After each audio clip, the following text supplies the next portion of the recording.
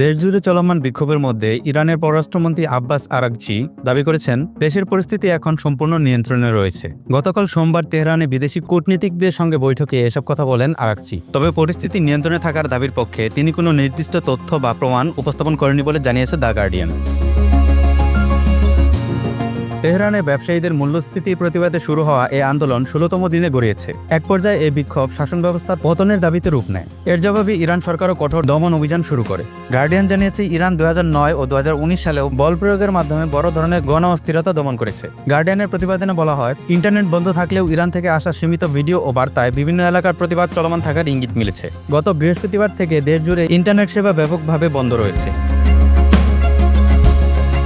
এদিকে Al Jazeera জানিয়েছে, নিরাপত্তা বাহিনীর সঙ্গে সমন্বয় করে বন্ধ থাকা ইন্টারনেট সেবা চালু হবে বলেও জানিয়েছে আরাগচি অভিযোগ করেন, পশ্চিমা শক্তিগুলো সামরিক হস্তক্ষেপের অজুহাত তৈরির জন্য শান্তিপূর্ণ প্রতিবাদকে সহিংস করে তুলেছে। ইরান কর্তৃপক্ষ যুক্তরাষ্ট্র ও ইসরায়েলের বিরুদ্ধে আন্দোলনে উস্কানি দেওয়ার অভিযোগও এনেছে বলে জানিয়েছে guardian.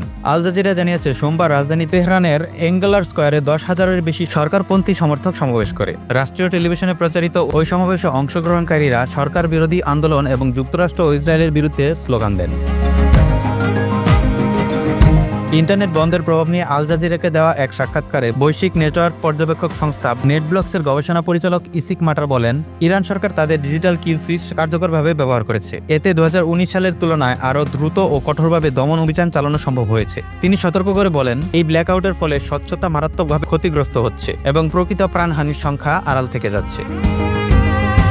যুক্তরাষ্ট্রভিত্তিক human rights activist news এজেন্সির তথ্য মতে, ইরানে সহিংসতায় এখন পর্যন্ত ৫৩৮ জন নিহত হয়েছেন, যাদের মধ্যে ৪৯০ জনই বিক্ষোভকারী। সংস্থাটি জানিয়েছে ১০,৬০০ জনের বেশি মানুষকে গ্রেপ্তার করা হয়েছে।